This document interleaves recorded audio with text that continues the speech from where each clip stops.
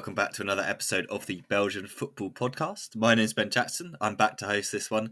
Unfortunately, no Antoine this week, and also no Joris. We're two kind of very insightful, great pundits down, unfortunately. But Scott's still here, of course, holding things down as always. Scott, how are you doing this evening? I'm very well. It's nice to be back. Was that you setting me up as an insightful pundit? I'm about to just disappoint everybody. I think we're insightful. Even other Belgian football podcasts have called us insightful because we'll do our best for everybody. They said that we know a lot about Sarang and they don't, or something like that. It was one of those random comments. And at the time we did. Can't say we know too much about them at the moment. But anyway, it's been quite a week in Belgian football. We'll go over all the games of the Pro League, Challenger Pro League. Lots kind of coming out of there at the moment, which we'll definitely dip into, and obviously talk about kind of the European results from a pretty disappointing week, apart from one. As of recording, Club are about half an hour away from kicking off the second leg against Atalanta, so we don't know what the result of that's going to be, but we will talk about the first leg because it was quite good. And it was one of the only positive results from a pretty poor week. So let's just quickly run through the results from the domestic side of things to begin with. Valentine's Day, Genk gave their fans a Valentine's Day gift with a 2-1 win over Standard Liège, which almost featured the moment of the season. We were denied this by the rules of football, unfortunately. We'll get onto that a little bit later, but absolutely gutted. Dender somehow lost 3-2 to Leuven. Antwerp beat Kortrijk 2-1 eventually. St. Truiden threw it away against Club. They drew 2-2 at home. Ghent just about got past Beerschot with a 3-2 win. Union lost 1-0 to Mechelen. Anderlecht beat Charleroi away 1-0. And then Cercle Bruges drew 1-1 with Westerlo. Let's obviously start in Liège. The moment I was talking about, obviously, Scott, is late on in the game. Genk are 2-0 up at this time. Mike Penders gets sent off. He gets sent off pretty rapidly in this one. And they've already used all their subs. So who's going to go in goal? It's obviously the captain, Hyen, who decides to step in. So Brian Hayden steps in, not Nicky Hyen. That would have been crazy. Brian Hayden steps in between the post. Eckhart steps up to the penalty. Hayden saves it. And it wasn't like one of those ones where it's like, it's straight at him. It was actually like he had to dive and make the save. And I was gone. I was like, this is like the best thing I've ever seen. And you were pretty excited as well. Like, you're all very, very excited. I turn away for a second, look back, and they're retaking it. I was like, you can't do that. I'm sorry. Like, if an outfield player's going in goal, they should be able to do whatever they want in terms of coming off the line early and people encroaching and stuff like that. I just feel like it's just, come on, give the fans what they want, give them that entertainment.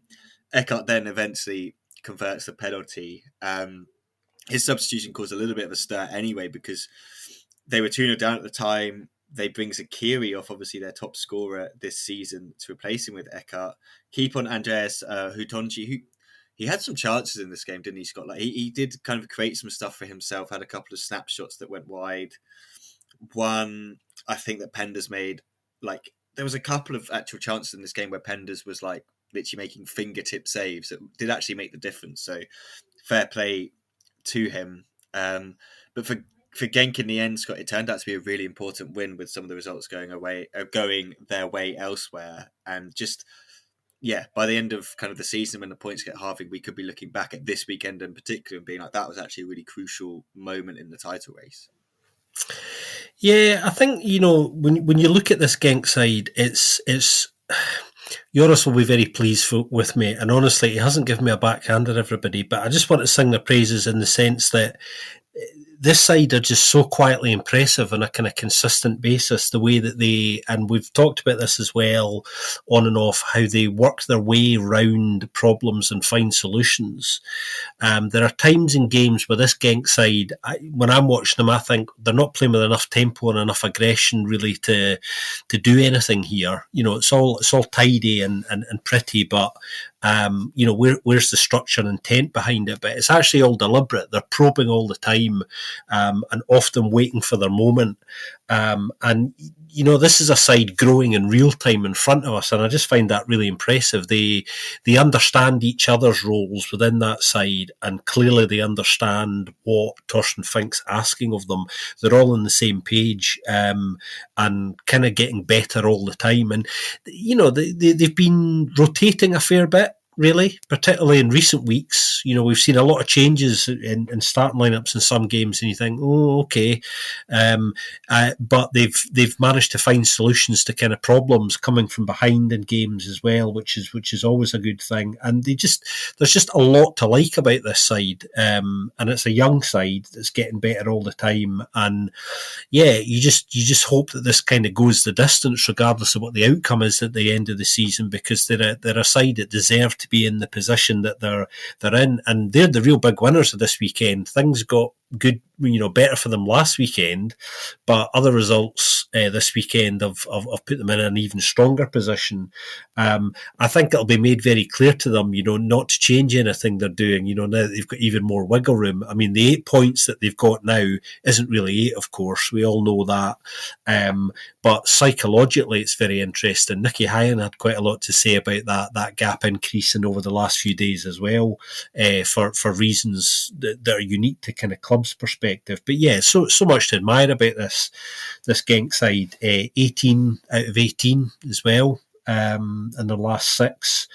And their away form is almost as good as their deeply impressive home form. I remember joking with Joris recently about, well, if you can replicate that as your away form, then we know what the outcome is here at the end of the day, and they're getting pretty close to that.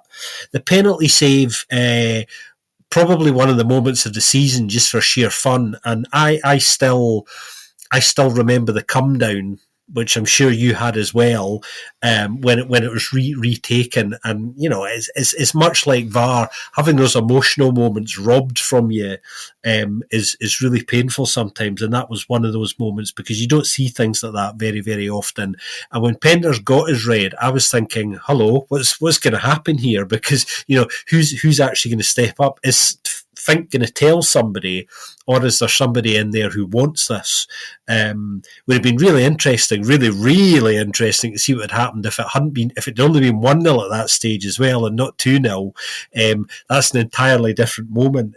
So it's kind of a free hit, but yeah, certainly one of the moments of the weekend. And of course, in the aftermath to that, for those of you who didn't see this, Genk actually amended their website, the squad list.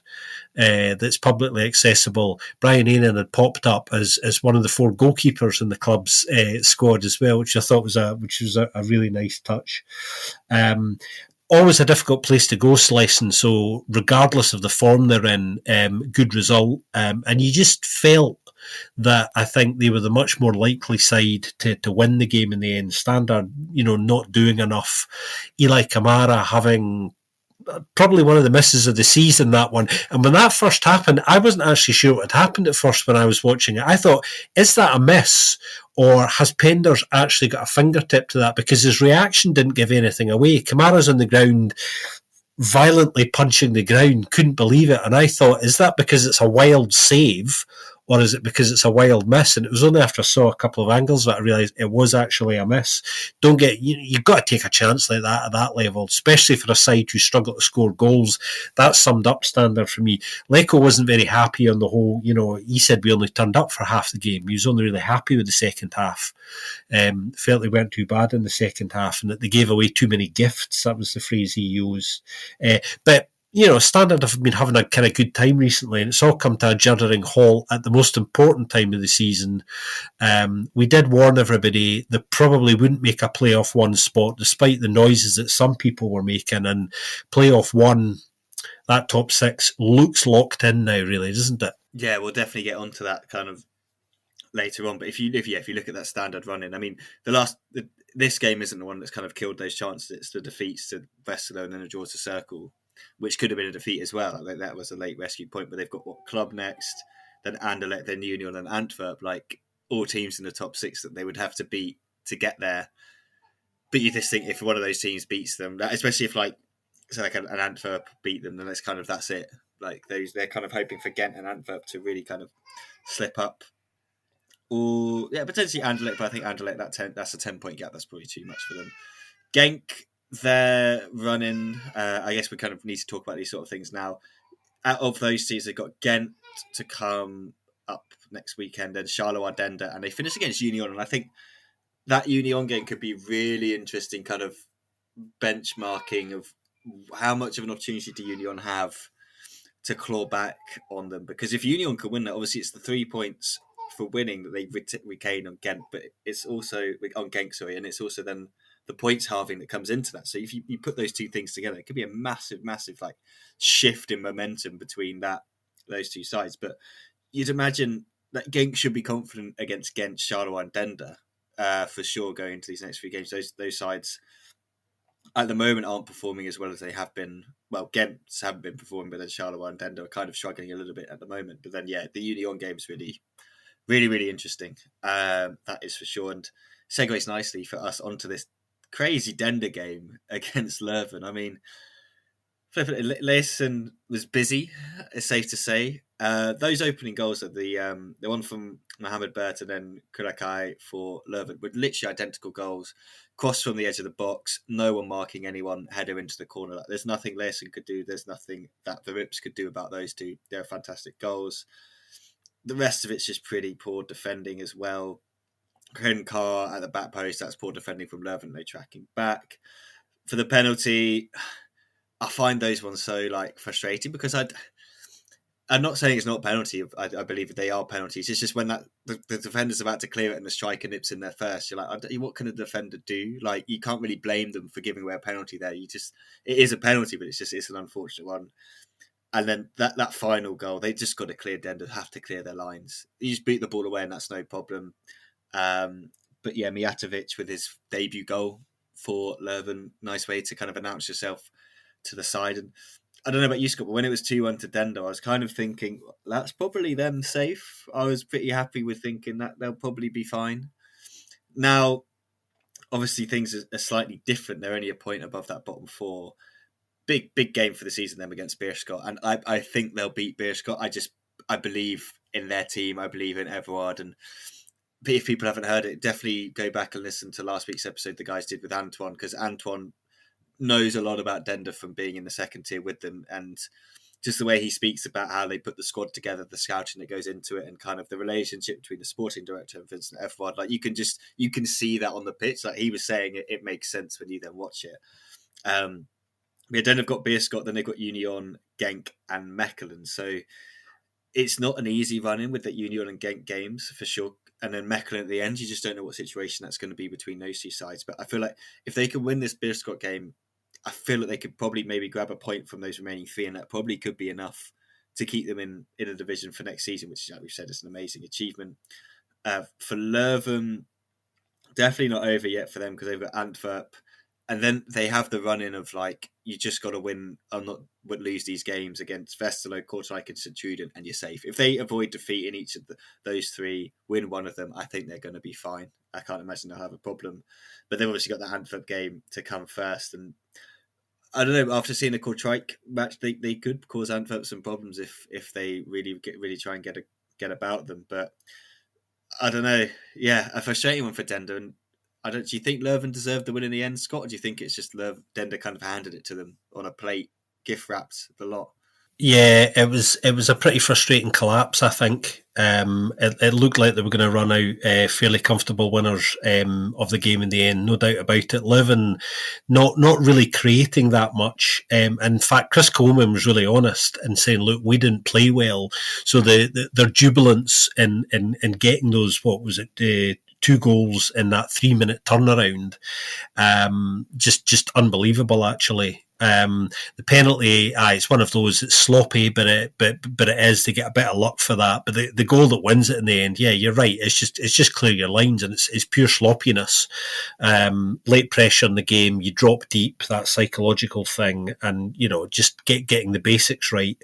And I kind of couldn't believe it. It was, they actually played very well, Dender. They really did. They should have been out of sight. I think even in the first half, with the chances that they created, the game could have been dead really, really early early on, and they were much the better side. I've been saying for weeks now that they do play better away from home. We saw that again this weekend. They're always much more comfortable as the away side. It looked like that was going to be the case again, and what actually was kind of quite a difficult fixture for them to come into. I think they knew it was going to be a tricky one. Looking at the fixtures you were saying, I think they still kind of favoured Ender. My worries about them are less so than they are for some other sides. So even though they should have got 3 points this weekend, I still think they'll be all right. Vincent Everard, kind of a bit shell shocked actually by those last 3 minutes, as you would be. Talking about how dominant they were in the game and how generally it was a really good performance. How do you throw away a game in 100 odd seconds like they did? It's the sort of thing that just is the stuff of nightmares really for a coach, because you can't do anything about that. Leuven definitely getting out of jail with that, two wins in their last three now, and they've certainly eased those relegation worries that were still kind of around the fringes of things, kind of quite a bit, with those two recent wins. And like you say, I think if they can simply avoid defeat in the majority of those 4 games, I think they'll be all right, because there's a couple of other sides down there, I think, because of the way the fixtures are falling. Certainly on paper, I've got a harder run in over those last 4 games before we hit the playoffs. So Leuven have probably got to a point where they can feel a lot more comfortable about things. The Antwerp game in a way is the big one really, because on paper it's certainly the hardest of the 4 fixtures, although I don't think it'll work out that way. I have a feeling that the other 3 games, the Westerlo, Kortrijk and Truden, will be much harder games on the pitch anyway. Always forget what Nicky Hyen said to me when I was chatting to him a few weeks ago before their Clubs Champions League game against Celtic, where he was talking about, look, you always get lots of noise and different narratives around games, and you get asked about all sorts of things by the press. All that matters is what happens between the white lines. As long as players, know what their job is and do it, all that other noise around things is utterly irrelevant, as interesting as it is. So, Chris Coleman will be hoping that it's the same story here. Interestingly, we were talking about Antoine joining us last week, to give us, all of his amazing insights in our review of last week's action. And when we were talking about Leuven last week, Antoine was saying that it's kind of difficult to assess where they are at the moment, because you're looking to see which of those players in that squad might be the next big thing for them as a club in terms of their development, and that's what he would look to kind of judge them by. Last season they had a nightmare, of course, and we're really in that cage fight down at the bottom. They're not quite there this year, so slight improvement, but you can't say there's been enough of an improvement yet to alleviate those fundamental doubts that you like to talk about kind of quite a lot and find quite frustrating. So yeah, then they'll go into next week thinking, if they can beat Beerschot, then that's probably it for them. Looking at the way fixtures are going to go, and Leuven will be feeling that they're almost there already. Yeah, I think they're both close, and I think you're right about, on paper it's the Antwerp game, but actually it's the other 3 games that are going to be the big ones for Leuven. But that means they might sneak that result that they need against Antwerp, and then be kind of a little bit more relaxed and play with a little bit more freedom, and then take those games become less important and they play better, sort of thing. It's just a game of like football psychology, isn't it? It's just that you just don't know. Different players react in different ways to different things. Talking of Antwerp, let's move on to their game against Kortrijk. I think I messaged you guys at halftime saying this Kortrijk team just had no fight or bottle in them. They were awful in that first half. Like they had like a few chances, but like you then had Janssen making last ditch defensive tackles, and you're like, it's not going to do much. I still, I felt bad because I was like, okay, like I think I had a kind of rant about how Kirk had one of the worst halves of football the other day when I was watching them play, and I'll give him another chance in this game, but I just don't know what his thing is as a winger. Like, is he tricky? Is he quick? Is he got an eye for goal? Can he cross? There's nothing. Like I'm just still not seeing it. I don't really get it. Have you got Cherry on the other side, who you just know is going to do stuff? Like, he's a magician on the ball and he's going to get stuff going. Also, I didn't really like Janssen in that slightly deeper role in behind Bayo, but it didn't really matter because Kortrijk were like, just have as much time and space as you want, Vincent. Like, do whatever you want in the midfield. We're not going to put any pressure on you. That was sort of the first half. Was Kortrijk was so passive they didn't put any pressure on them. That first goal was a nice free kick, to be fair, from Cherry. Just feed it straight into Janssen on the turn, bang, 1-0. And then Bayo finding Cherry for the second. It was a nice finish. And if Antwerp had made it 3 or 4 half time, I think the story of this game would have been incredibly different because I don't think Kortrijk then come back into it. But even saying that, like Lammens did have to make a couple of saves, and then the goal that Kortrijk score is not a goal. Like, it sounds really weird to say it, but it's not a goal that you're going to get every week. It's not like a process goal where you're like, okay, this is how they're trying to play. They're trying to create these opportunities. It's Kadri just picking the ball up, beating 3 players and bending it into the corner. Like, he's got that individual quality.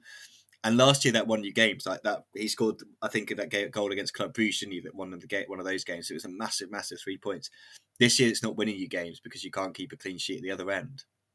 And yeah, I look at the way he sets up the team and stuff, and like you got Karim, obviously, who came in from, he's still on loan from Lommel, where he was playing kind of deeper central defensive kind of midfield roles, and here he is kind of almost playing up front.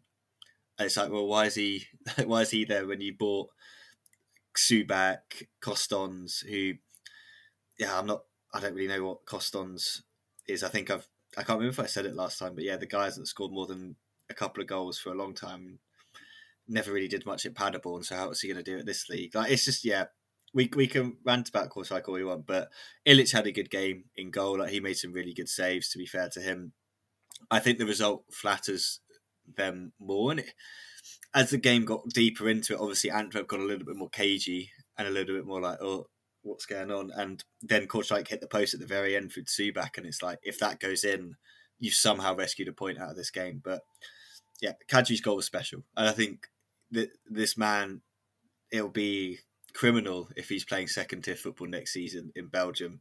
I don't think he'll even be playing in Belgium, to be honest. I think you could easily see him moving to like a Saudi league team or something like that. Like, the money will be spent and he will definitely be on the move. But for Antwerp, it pretty much secures that kind of top 6 finish. 8-point gap to Standard. I don't think they're going to be caught. 10-point gap to Charleroi. I don't think they're going to be caught there either. They're running. They've got Leuven, Cercle, Ghent, and Standard Liège at the end of the kind of that thing. That Standard game could basically decide it if they avoid defeat there. But I think they'll be fine. I think they're going to be in the top 6. And yeah, we've talked all season about them being like ahead of schedule and stuff under Jonas de Rock, and they had a rocky patch in recent weeks, didn't they? But they kind of come through the other side of that. This game they should have easily won by more, but in the first half. Second half, Kortrijk only came back into it because Kadri scored. Like, if he doesn't score that wonder goal, I don't think they'd have made much of a difference in the game. So yeah, I think we're getting very close. Some people might have already done it to sticking a fork in them and saying they're done and telling them to get ready for the second tier, but they've still got a slight chance because of some of the other results that went slightly their way or kind of happened to go their way at the very end. But yeah, through no kind of skill or like kind of approach of theirs. It's just the way it went in the end. But yeah, good win for Antwerp in the end, but for Kortrijk, it's just same old, I guess. Yeah, the psychology of football is really interesting. It's never boring. I mean, Antwerp got themselves in a good position. They go 2-0 up. They're kind of in control without being particularly impressive or even anywhere near what is their best. And then, Kortrijk have an entirely different second half where they actually have a real goal, get back into the game. And that just kind of starts to make Antwerp a bit nervous, drop a bit deeper, get a bit jittery, and it becomes a kind of different game then. And, they handle it differently. And that gives Kortrijk confidence, obviously. And, you mentioned 93rd minute, we're deep into stoppage time. Karel Subak with the header hits the post, as you were saying. If that goes in, entirely different game, and Kortrijk escape almost certainly with a point. And coaches say this a lot, but most games are decided on fine margins, and that game was almost decided on that one moment. I thought Kortrijk doing pretty well to get back into the game, and in the end, Antwerp were hanging on a little bit in that sense.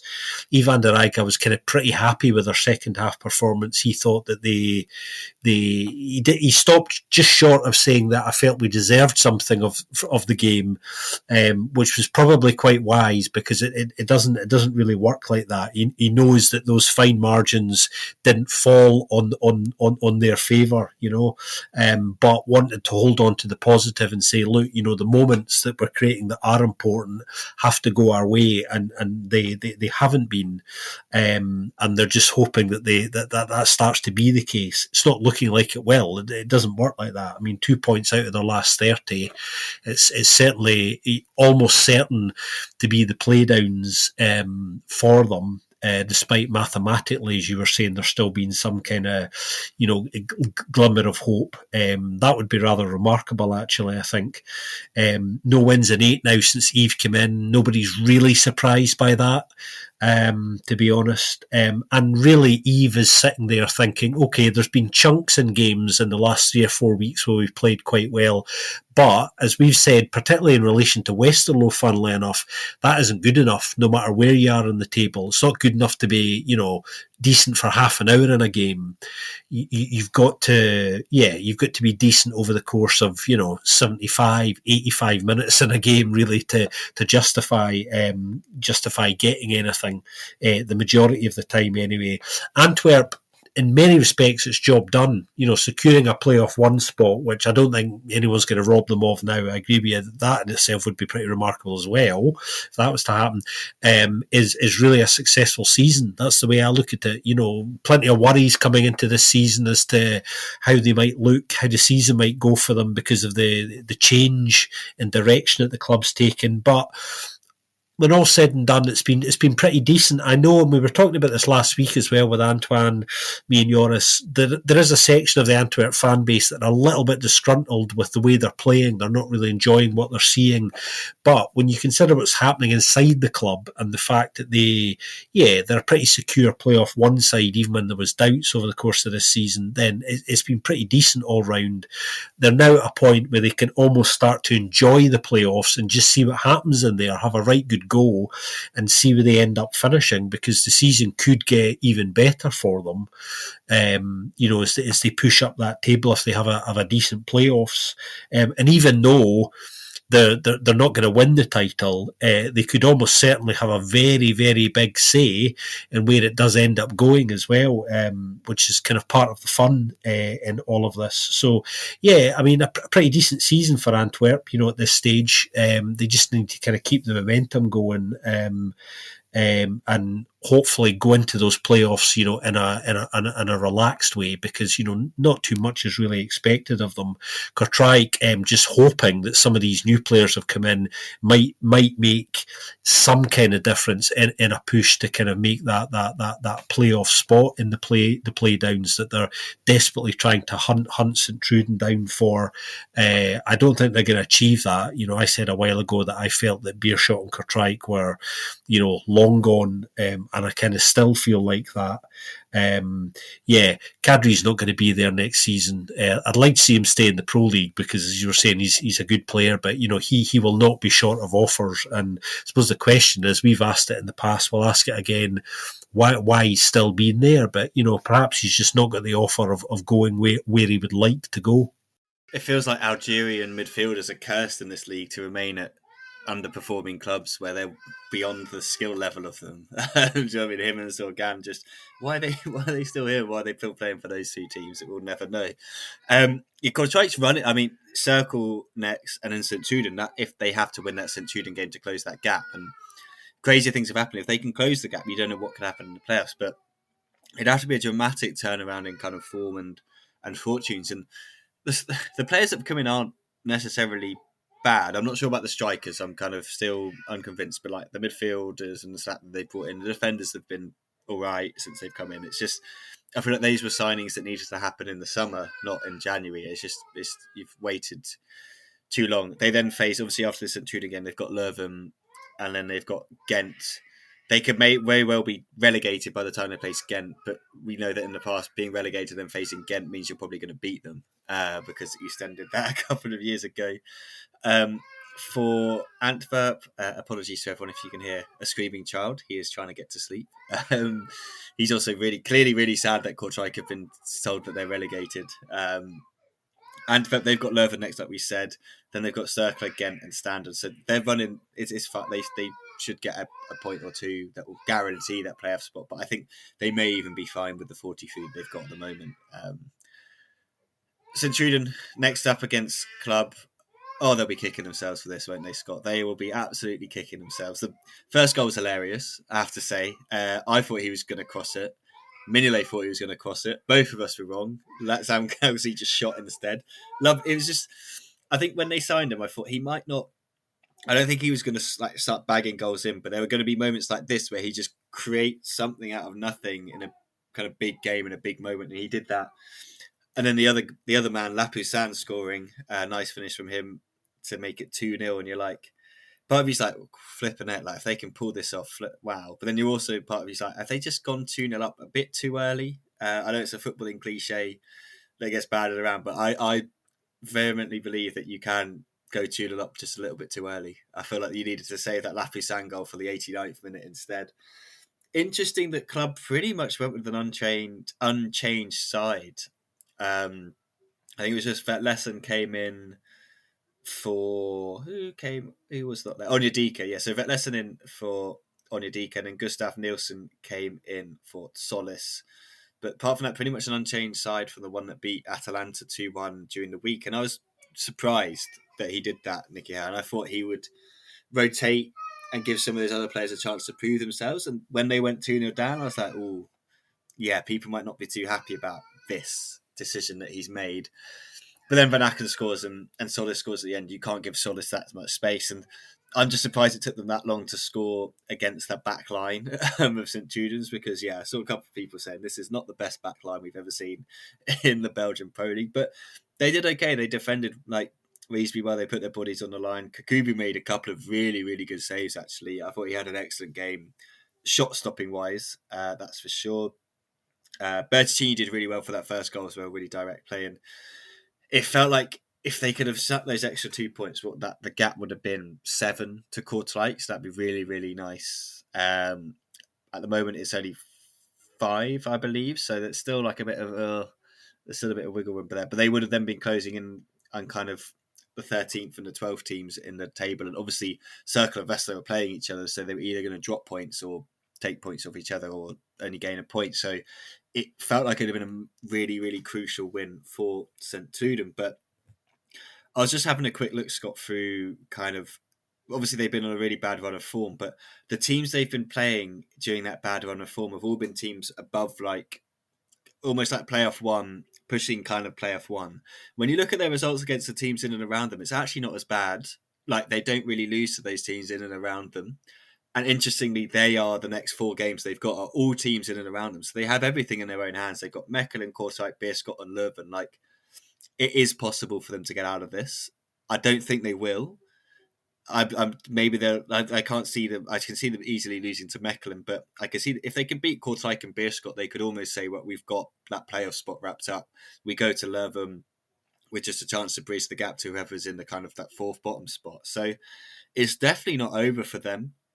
This result is a bonus point, I guess we could say. Like they wouldn't have expected to pick up a point against Club.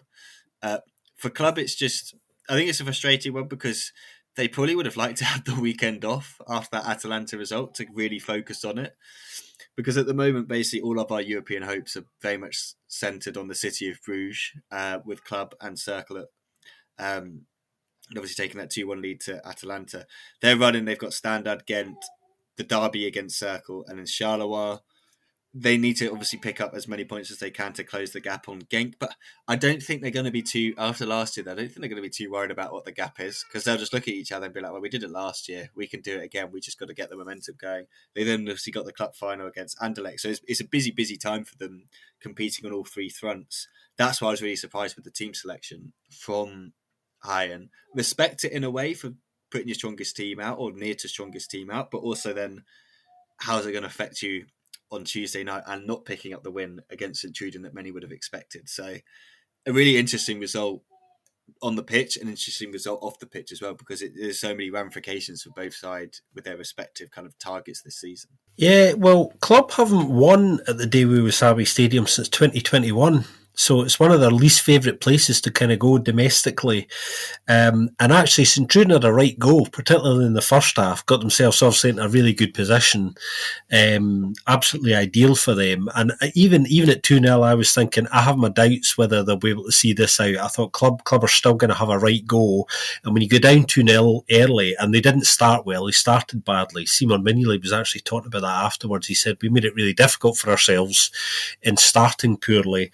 The impudence of the goal, as brilliant as it is, quite interesting actually. Lamkelzee was talking about how they'd already identified in their video analysis quite a lot about Mignolet's positioning, and they'd already discussed how far off his line he likes to come at particular moments. So it was something they're aware of. Lamkelzee was talking about when he was aware when he got into position, he glanced up and he said, normally you would cross the ball at that point, because there was the question mark about, well, you know, is it a cross really, or you know, is that intentional? I think it's intentional, and he kind of indicated as much by saying, you know, I knew that he came off his line a lot. When I saw where he was, you know, I gave it a go. And you know, Mignolet afterwards, actually, I think, you know, was quite complimentary about it. He said, you know, he did me there. I just thought, you know, that wasn't going to be possible. It's going to be really interesting to see from a video analysis point of view. And lots of coaching staff are going to be doing this between now and the end of the season. They're going to be looking at Mignolet's positioning every week now, from this game onwards, to see if he adjusts anything, I suspect. You know, such as the fine points of details, as again I was saying, this is what video analysis do. You know, go away and study Mignolet's positioning between now and the end of the season to see if Lamkelzee's changed the man's game, such as football, evolution and all of that. But yeah, interesting as well, Club have dropped 6 points after European matches this season. This is not a problem that's unique to them. You know, sides sometimes just, struggle to start the first domestic game after a European game, you know, at the same level, for whatever reason. It's a psychological thing and a mentality thing, regardless of what the starting 11 is. Nicky Iam was saying afterwards that, you know, he was using the mentality word and saying, you know, look, you know, you can't do this. It's a mentality thing. You have to hit the level straight away. And also, you're coming to an away fixture against a side that are in that cage fight.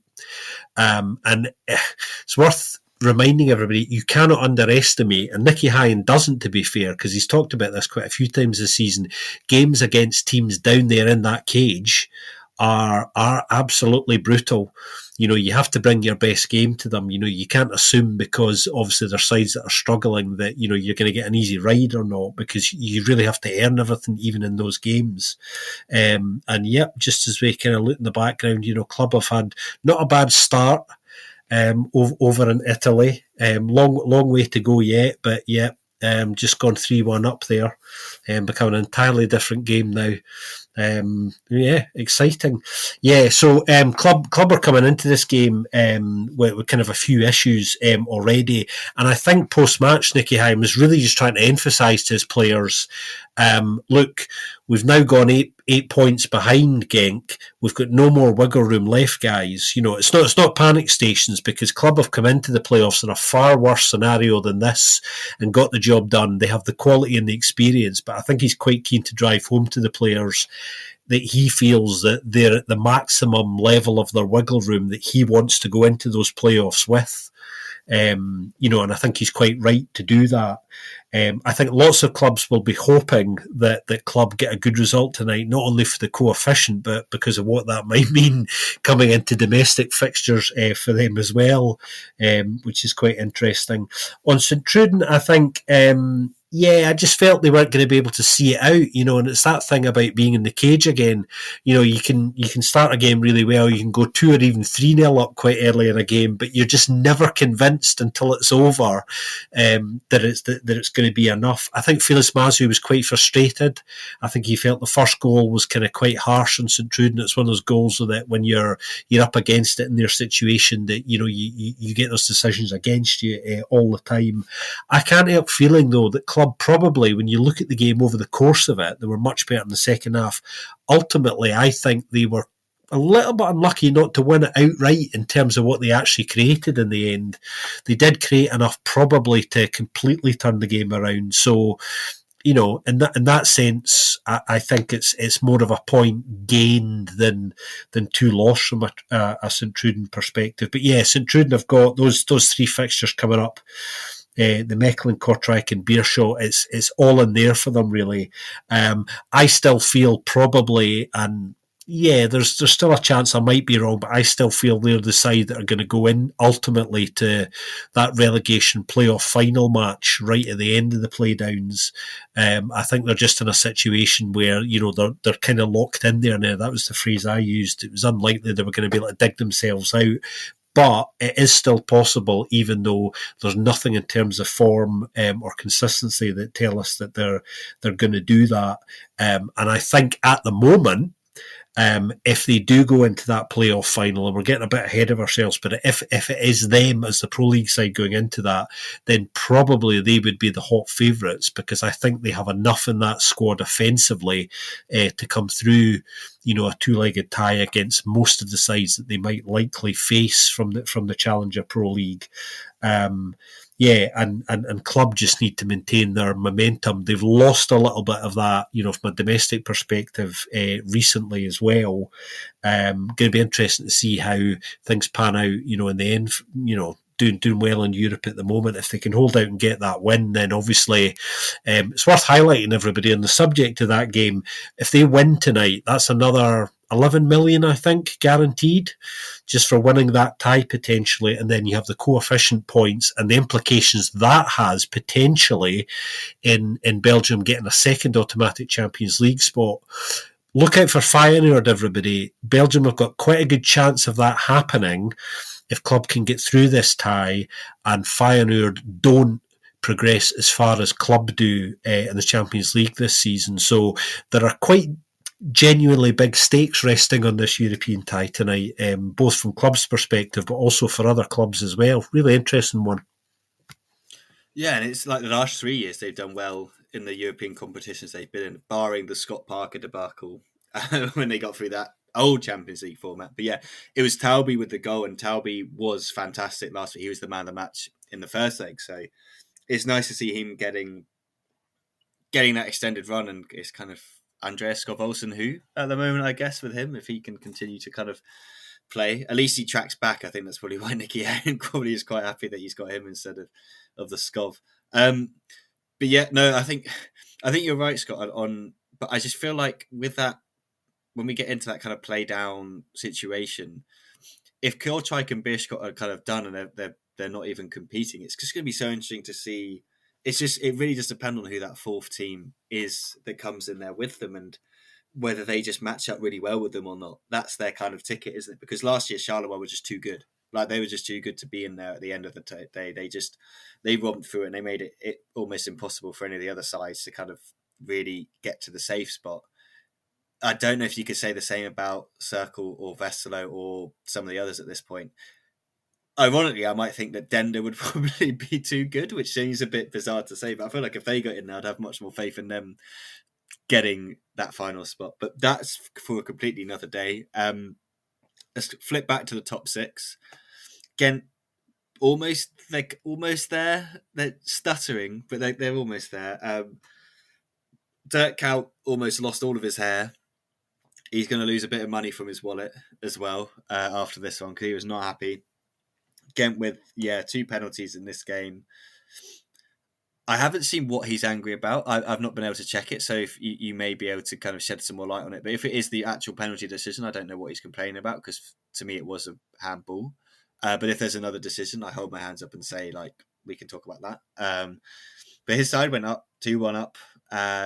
Two nice goals. Redan scoring again, second week in a row, not bad from him. Dante Vanzia with another two, both from the spot. He missed a really good chance. And I forgot to say in the last game, Gustav Nilsson missed an absolute sitter as well. He went for the Kamara kind of finish. Absolutely blasted it over the bar. So that was poor. Vanzia had a similar one that he smashed over in this game. Not as gilt-edged as Kamara's and Nilsson's. They were definitely a lot easier. But yeah, this one was pretty bad. But Ghent get the win. I put up an article for Get Belgian Dutch Football. I think it was yesterday where I was like, I think they found the striker in Vanzia. They need to sort out this head coaching situation because it's just so like baffling. It's like they're just waiting until the end of the season. It's like, well, you better make sure you get European football then to make it an attractive prospect for any kind of new head coaches.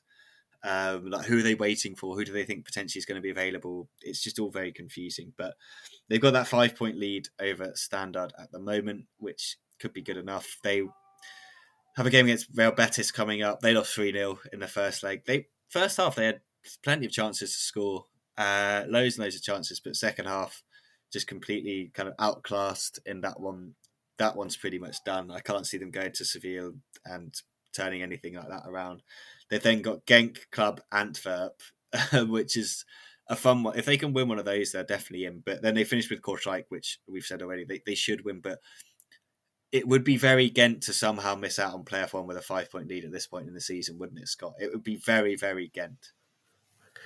Yeah, it would be the most Ghent thing ever, and there are lots of things that you can use under that descriptor. It's difficult to see how they're going to be caught now, but if there's one side that you put in this position and do get caught because of just how inconsistent they are, it's the Buffaloes. Daniel Milicevic actually saying, after this game that he thinks they have to be sharper and use their quality better. And that's obviously a direct reference to how many opportunities they waste. Something, again, we say a lot about Ghent. I mean, if Ghent converted far more of the opportunities they create, they would be far further up the table on a regular basis than they are. It's not for the want of getting into good positions and creating. It's finding the ideal solution that gives them the output to that creation. Is the answer to that Dante Vanzia? Well, maybe they seem to think it is. He started well, actually, 3 goals in his first 4 games. He obviously knows the league. He offers a bit of pace.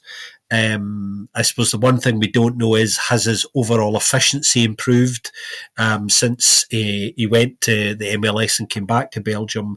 3 goals in 4 is good, but it's not enough to tell us over the course of things whether there has been that improvement yet. Only time will tell. I'm not 100% convinced he's really the answer to that. We'll see what happens. I think Ghent squeaking into playoff 1 is similar to Antwerp in the sense that, from that perspective, if that's the way it finishes for them, and I think they will stay there, they have to say, all things considered, objective achieved. In what has been generally a disappointing season for them. They've never really got into a groove at any point, never really hit any of their markers. I mean, they will have internal targets, which I suspect they've probably missed most of them, other than finishing playoff 1. And it's just, it's really not been a great season for them. So all things considered, it's a big successful tick in a way. They got a little bit lucky this weekend, although they did deserve to win the game. They kind of did it the hard way, and they did it the late way as well. Beershot, there's an argument maybe they could have got something out of the game. I'm not so sure. I don't think ultimately they did. On Dirk Kuyt, what didn't he want to moan about, really? He said far too much this weekend, and as you were saying, his wallet is definitely going to be lighter. He has been summoned to explain himself, and that means emptying his wallet before he leaves the building on his way out. or getting out his card, however they choose to do it. Do coaches do that? You know what I mean? Do they just, do they swipe it with their card? Yeah, How so does yeah, that they have how does like that a work? contactless thing ready for him to pay the Yeah. fine. Is that how Yeah, it works? they just get that out of the table. Yeah, They yeah, go in yeah. with a lawyer, the thing in their defence, and they go, "Yep, that's great," and then they just put it down regardless. Yeah, yeah, yeah. That'd be a nice way to do it, I think. Yeah, he said far too much. And actually, in listening to him, I was thinking, you just want to talk as much as possible about something vaguely controversial, even if you're right about most of what you're saying, in order to avoid talking about two things. One, the mess that your club's in, and the operational disaster that it generally is. We talked a lot about this last week with Antoine as well, and our concerns around that, and the fact that he hasn't been great either, And we must remember he's in a very lucrative contract there, so they've stuck with him long beyond the point that they should have in a footballing operational sense, because they can't really afford to sack him. So he's in a win-win situation, whichever way you look at it. And maybe that big salary he's on, that'll be going a long way to paying a disciplinary fine. Be interesting to see what the fine level is, bearing in mind his salary as well. Will they hit him a bit harder? Because we all know publicly what a ridiculous contract he's in as well. Because it's funny, the psychology of the way these things actually work. But yeah, just lots of smoke screens and mirrors to avoid talking about the real fundamental issues from him this week. Not the only coach who had strong words. And in fact, Dirk Kuyt isn't the only one. Chris Coleman and Besnik Hazy have both been summoned. So they might be lining up their cards on the table on the way out, and then able to go for a drink afterwards. Depends who's got the most money left in their wallet after that meeting, I suppose. It'll definitely be Kuyt, but the idea of all three of them sat on little like plastic chairs outside a room waiting to go in is it's just quite a great picture, isn't it? Like, yeah, love to be a fly on the wall for those conversations. Hazy is a great segue to their win over Union, and it's just a massive, massive win. I don't think you can really underestimate how big a win this is. Rahman, season best, career best, figures for him. I think it was his 50th Pro League goal as well, so congratulations to Benito. His best season since that Anderlecht won, his best season ever in terms of goals. It's weird because I always presume that when his first and second seasons with Fortuna, I just presumed he scored like loads of goals, but he didn't. he scored a fair amount, but it felt like he was scored every week, but he didn't, unfortunately.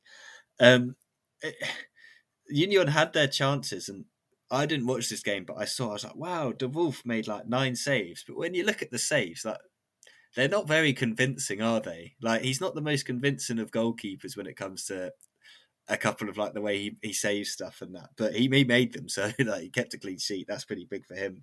But Bill Antonio almost scored a goal of the season contender.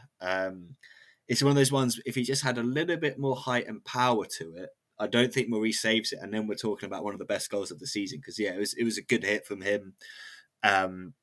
He gets the assist for the goal. It's so good to have him back, isn't it, Scott? I'm sure as a Mechelen, a man with Mechelen persuasions, I guess we should call you. Maybe not outright fan. We don't want to think there's complete bias on this podcast, do we? But yeah, having Bill back is just so important for them, and people are getting back fit, and it's the perfect time for Hazy for these guys to get fit, because if they can get fit for playoff 2, they have a really, really good chance of being one of the better teams in there. I think if he finishes now, you'd probably say at full strength Mechelen are the best team in there, the most complete team in terms of they've actually got people that can score the ball, score goals. So I can't even speak.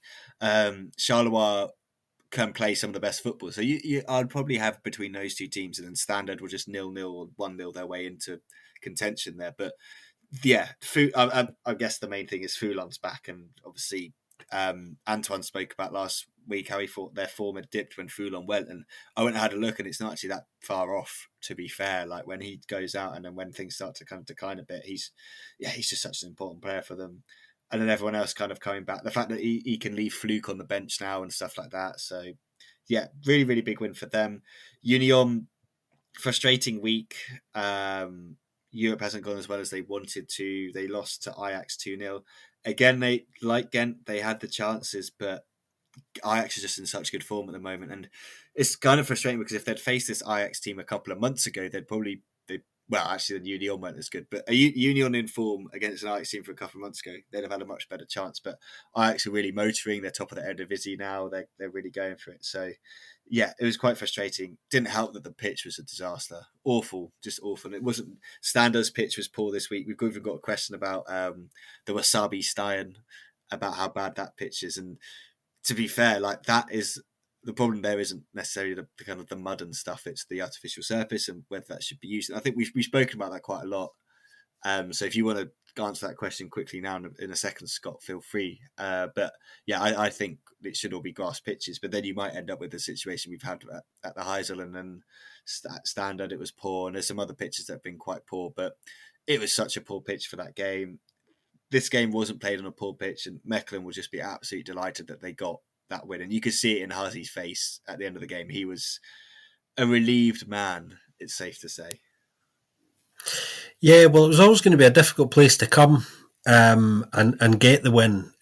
Coming into this game, you thought this is going to be a tricky one for them, particularly, the way things have been going for them recently. They get their first win in 10, and the first goal in this game was always going to be crucial. Watching it, I was thinking if Union get the first goal, then they're almost certainly going to go on to win this game because, Mechelen have been struggling to score recently.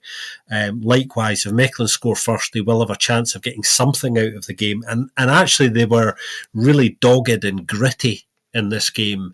There was a lot of really deep low block stuff from them, even early on, even before they got the goal, and they got lucky with their goal actually, because I can't remember whether it was Sykes or Leysen who slipped that allowed the ball to kind of come to Benito Raman. But yeah, they got their luck with that. Great finish from him, got themselves in front, and then after that, just really, really dug in, made it difficult, compressed the space, and you know that Union are going to try and get in behind you and use their pace.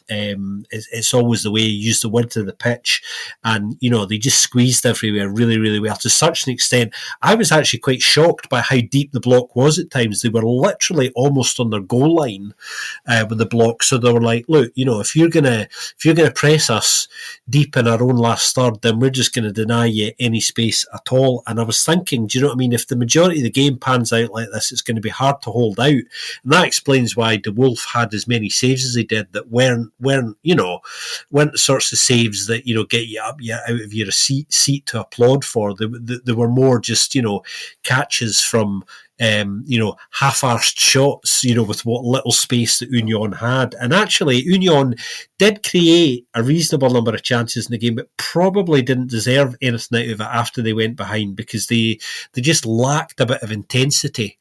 And they certainly lacked the sort of intensity you were going to need to play with to kind of break that block, really, in a way. And Mechelen obviously came into it with a clear plan, particularly if they went ahead just to close the space. Watching it, I was thinking the plan here from Mechelen's perspective is just don't lose this game.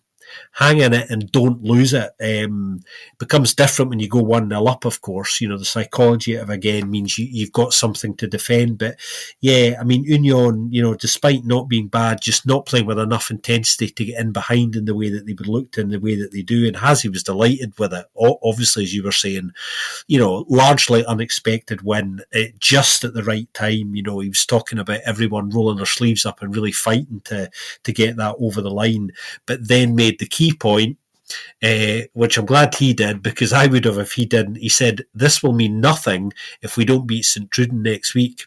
He knows that coming into the St Truden game, which is still huge for them, if they win that and they're at home for that fixture, then they're probably safe. Likewise, St Truden know if they can go there and win. And here's the thing, Mechelen have got a really bad recent record against St Truden. Really bad, like as bad as it gets. I made a mental note of that when I was preparing for this episode. I didn't look at the stats, but I remembered when looking at the fixtures, I thought, yeah, Mechelen obviously will be desperate to win that game for their own reasons, but they've got a really bad record against St Truden recently. So St Truden can come into it with confidence for for that reason, I expect that to be a really interesting and open game, and I'm hoping to see lots of goals in it. For that reason, because both sides are really going to have to go for it, because there's quite a big prize for any side that can win that game.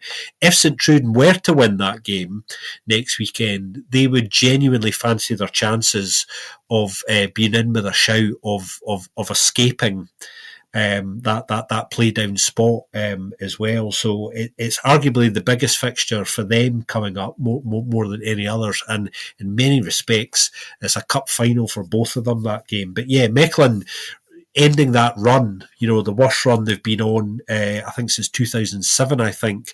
And who was coach back then in 2007? Peter Bloody Mass, everybody. I mean, that's Mechelen fans will know the answer to that. That's going back quite some way. And relieves the pressure on Hazy, and all of the worries will go away if Mechelen can beat St Truden next week, certainly in the short term, because I thought a couple of weeks ago that they might twist before we even got this far, but they've stuck with him, and there are some players coming back, as you were saying as well, which kind of bodes a bit better for them, because in truth they've not actually been playing badly, although they've not been scoring and they've been conceding more than usual. They've been playing reasonably well in good chunks of matches, and not getting their rewards, and they're just, we don't know yet. Big game this weekend against St Truden, but they will have a feeling that things are starting to turn for them now, in the way that they would have hoped, which is good, because they've held their nerve, and the performance this weekend, particularly from a Mechelen perspective, tells me one key thing, and that is those players are sticking together. So the stories and rumours that were swirling around, and there were plenty of them, about some of the players having lost some of the dressing room, I think are a little bit wide of the mark, and it looks like that apology to Leon Lauberbach seems to have gone down all right. Although it did amuse me, because I'm not as big as fans, so I was quite happy to see that public criticism of him. But it's easy for me to say that because I don't work internally with the camp. But yeah, job done, and I felt a little bit of relief this weekend as well, because I realised how significant and unexpected that result was. Yeah, like Hazy was heard your thing. It was like, well, I'm just going to go for him as well. But yeah, no, I think you're right. I think let's hope that Mechelen St Truden game has goals, because that could be really fun if that's a kind of back and forth one. But yeah, I think you're right. I think if Mechelen can get the better of that one, that'd be great. And it looks like Club are to just got a second. It looks like, is it Talby again? Yeah, Talby again at the second. What a night it's turning out to be in Bergamo. They can't throw this away now, surely. I know we're not done, long way to go yet. We're only 27 minutes or so in, but watch the space, folks. Don't want to jinx them, but getting a bit excited now.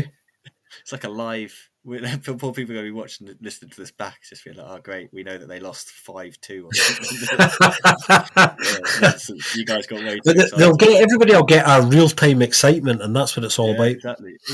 And I think it's ironic that we just said that St Truden went 2-0 up against them too early, and we're like, oh, they now gone up 2-0 too early. But it's a long way back for Atalanta now. They got to score 3, and Jashari just ran through about 5 players. They look pretty good. Union, obviously, they travel to Amsterdam for their next game in Europe. Strange things have happened. They could easily turn that around. They could easily lose another 2-0. You just don't know. They then got Anderlecht, Dender, Standard, and they finish with Genk, which, that should be a good one. Mechelen, we've already mentioned that next week's game against St Truden. Then they've got Beerschot, Charleroi, and Dender. So, not the worst running. Definitely some winnable games there that they could really set themselves up. But like I was saying, if they get everyone fit and stuff, like they're only 4 points off of Standard in 7th place, they could finish at the top of playoff 2 and be in with a shout of kind of competing for that last European ticket at the end of the playoffs. Let's go to Anderlecht against Charleroi. I haven't seen anything of this game. All I know is that Vasco scored and Koeman's got man of the match and made quite a few saves to keep out Charleroi. I kind of had a sneaky feeling Charleroi might win this, because again, Anderlecht struggled in Europe. They lost 3-0 to Fenerbahce away from home.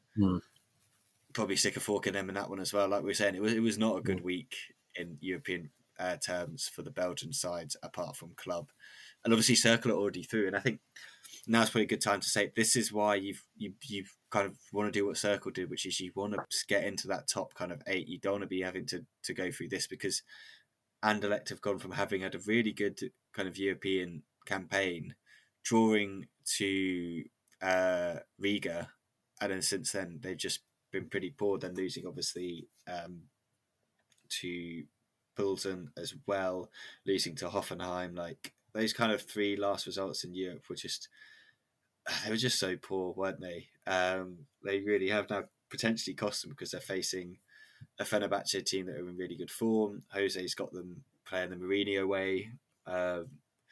Yeah, but then at least they got this win against Charleroi. They've then got obviously the derby against Union coming up, which is pretty big.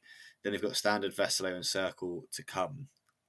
They need to make sure they kind of kick themselves into some form before that cup final against Club, because that's just a chance of silverware, and it's been so long since they had any. And they could really do with winning something. But yeah, get the win over Charleroi. For Charleroi, I guess it's kind of frustration, because that pretty much puts end to their kind of top 6 hopes. I'd argue that the 1-1 draw with Beerschot probably did that more than anything. But this could have been a really good chance to get things back on track. But that's just 2 frustrating results for them on the bounce. Yeah, interesting game, this one. Even if the game itself wasn't full of quality by any means. I mean, even David Hubert actually, he was really honest. He went, "Look, that wasn't pretty. That was not a pretty game." And Anderlecht, if you didn't see it, and Anderlecht won it with 1 shot on target. That's the sort of game it was. That was how little they kind of created, and that's how frustrating it was for Rick de Mille. Charleroi created more, and that's what I mean. It's the wonderful unpredictability of football. If you judge it on that basis, Charleroi deserved something out of the game, but they end up losing it. In fact, Rick de Mille afterwards saying, "Look, we didn't deserve to lose it."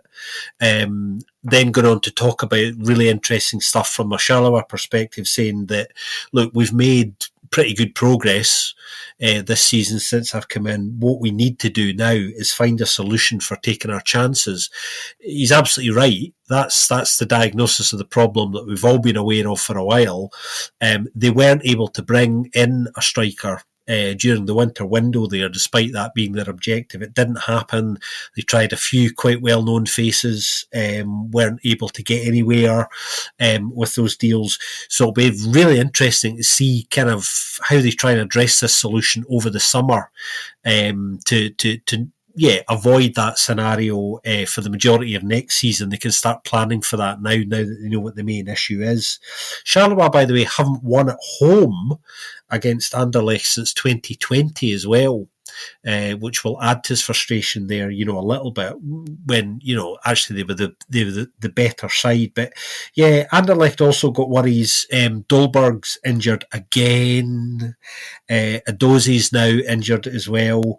I think, the disappointment in Europe, I think it's all about the cup final for them now. Again, me, Antoine and Joris were talking about this last week. The cup final's massive for them, and massive for David Hubert, I think, longer term as well. They really need their best side completely fit, ready to go with that. But they're not having much luck with injuries. And in fact, I was talking on social media a couple of days ago about how, interestingly, in the first 25 games of this season domestically, they've not been able to name the same starting lineup. 25 different lineups. I mean, extraordinary. I mean, that's partly to do with the injuries, but it's partly to do with indecision, I think, on both Brian Reimer's part earlier in the season, and obviously David Huber's kind of choices. There's obviously been a change in sporting director as well. Jesper Fredberg's left as well, so things have changed internally inside the club. But yeah, Anderlecht, kind of getting the 3 points without particularly deserving it, and they will look to push really, really hard for, I suppose you could say, third place. Obviously is the objective now, which they were quite honest about at the start of the season. Third is probably really what we're going for, and they, much like some of the other sides in playoff one now, can relax a little bit and just hopefully see how well they do. But the injury concerns would be a worry because it's injuries to, probably the most dangerous offensive players.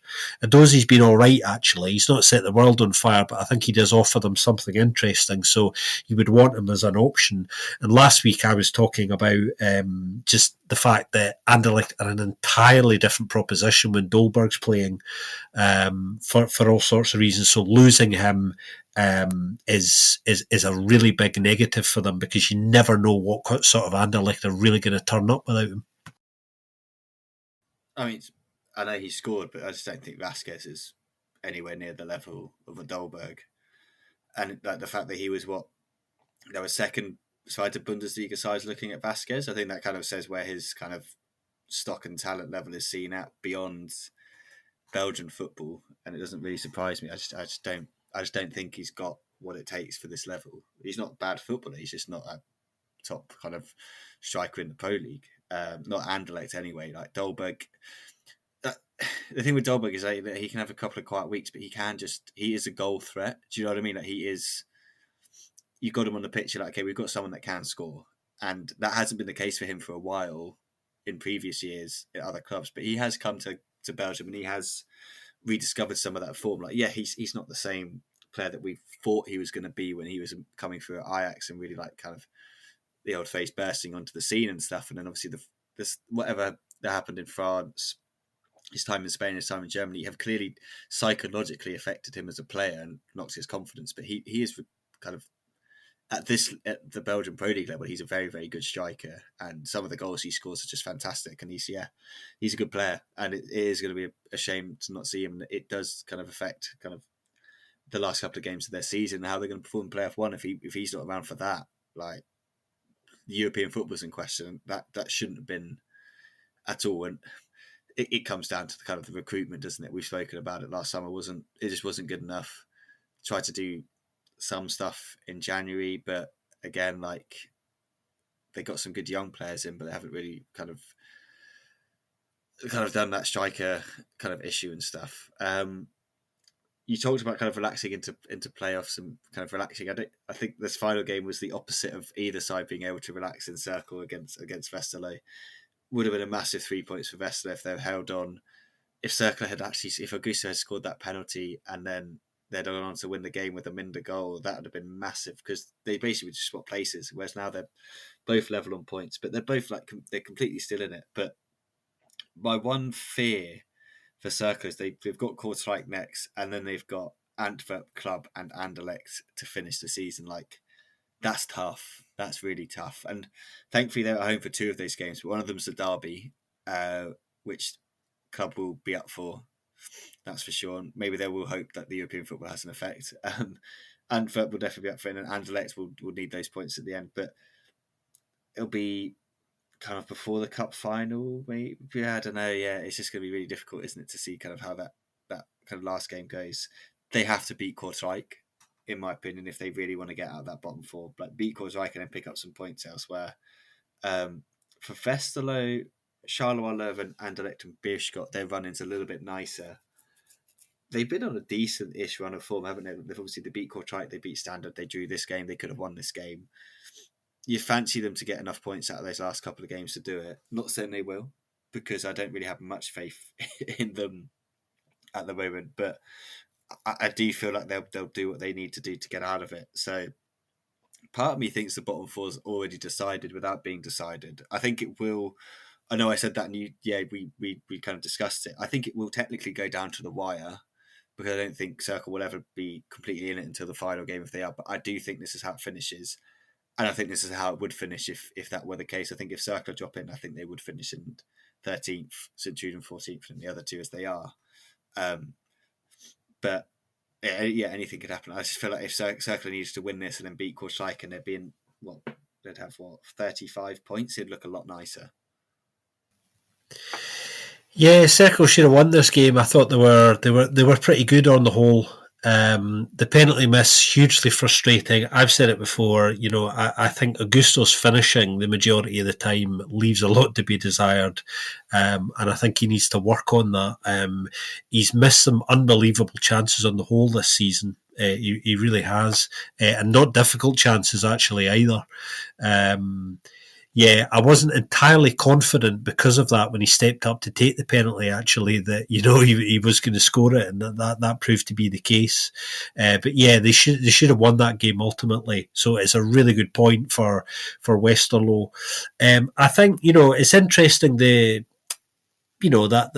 bottom four. I still think Circle are playing well enough at the moment to get themselves out of that ultimately, but because of that hard running, there is that doubt about it. Should they finish in that bottom four and it stay the way that it is, I would be pretty confident that they would be the side that would avoid the ultimate punishments. I think they have more than enough on the others and are playing, much better than the other three sides below them at the moment. So even in the worst case scenario, I still believe they will be all right and escape the drop. It really comes down to those difficult games. Westerlo, although they have the slightly easier run in, sometimes having the harder fixtures works for you, of course. So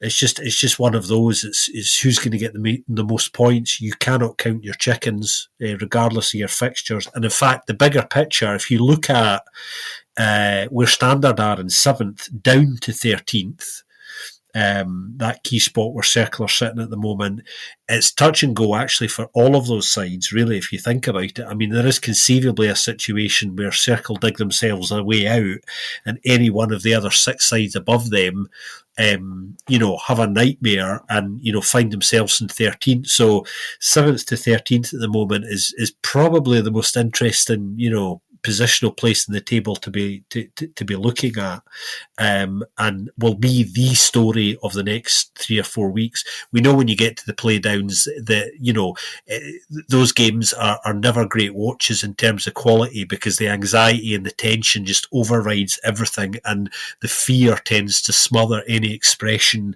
and any creative football that you would hope to see. So they're low on entertainment, folks. We'll flag that up for you now. If last season's anything to go by, they're brutal because it changes the psychology. But yeah, keep an eye on 7th to 13th, because anything could happen there. Yeah, I think, regardless of how the fixtures are panning at the moment. You imagine if Standard ended up down there? That would just be chaos. My fear is Dender getting there, but I still think they could do all right. I think you're right there. I think they're lacking in quality, but I live for the tension. I'll watch it for the tension. I mean, I watch League One football with Reading. I'm fine watching low quality football. Like it doesn't bother me, that's for sure.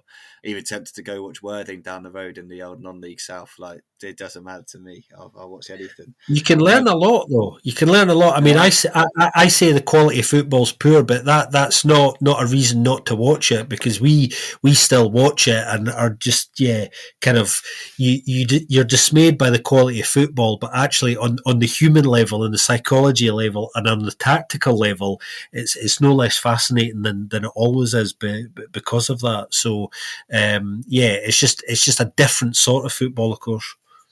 Yeah, there's just so much more riding on it, and I think that's what we love about the game, isn't it? When we don't want the Belgian league to be one of those like closed leagues where it's just one division and there's no kind of relegation or anything. You need that tension. You need that kind of the threat of relegation. Just add something. Someone's got to go down, and it's sad to lose teams every year, but we will lose 2 teams, potentially 3, and we might gain some teams. So let's talk about the teams we might gain or the teams we might lose from the Challenger Pro League, because that's been a topic of conversation this week, hasn't it, Scott? So do you want to run down all the results, and then we can probably get on to some of the stories that are coming out of the CPL this week? Well, Matchday 22 is where we've reached in the Challenger Pro League, and we really are getting to the business end there. There's only 8 weeks left of the season for most sides. Liège drew 0-0 with Zulta Waregem. Zulta have dropped some points in recent weeks. are they having a wobble? It's just a question I'm putting out there. Ral running out convincing winners against Sarang 4-1. Anderlecht Futures absolutely thumping Lommel. More on them in a minute because they're a worry. Beveren beating RFC Liège 3-1. Club Next losing right at the very end to Molenbeek 1-0.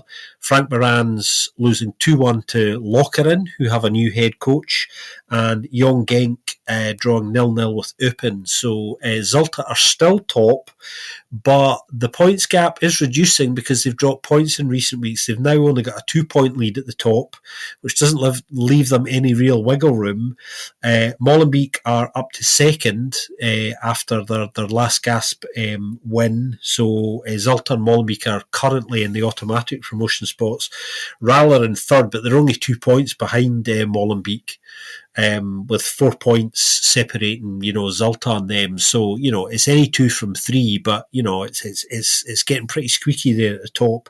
Young Genk are still in the drop zone, but their situation has improved slightly. They're now only 2 points from safety. Speaking of safety, that's what Lommel will be hoping to be, because at the moment they're on a run, and we talked about them a bit last week, because we had to.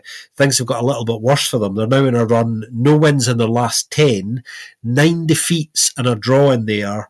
Haven't won since November the 1st, I think. And here's the really scary bit. It's even scarier than 9 defeats and 10. And that run, they've only scored 6, but they've conceded 27,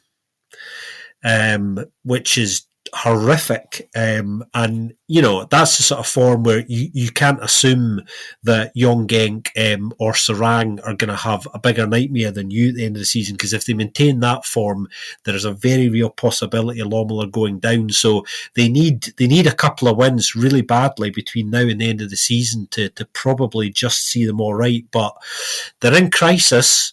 Still managerless, and I suppose the question is, and I don't know the answer to this, Ben, is there anybody at the wheel?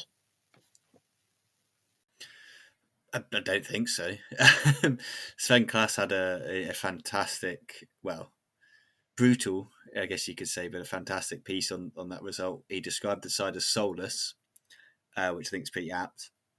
He described the side as rich in the bank account, poverty on the pitch, which I thought was pretty strong words. And then he just said the City Group had this big idea about philosophy and stuff like that, and he said it's just a disaster at the moment on the pitch. And it's, I think what frustrates, and I've always been really skeptical about what's going on the pitch with them. I just feel like the turnover of players is ridiculous, and the types of player you're bringing in, it's like, why should they care about Lommel?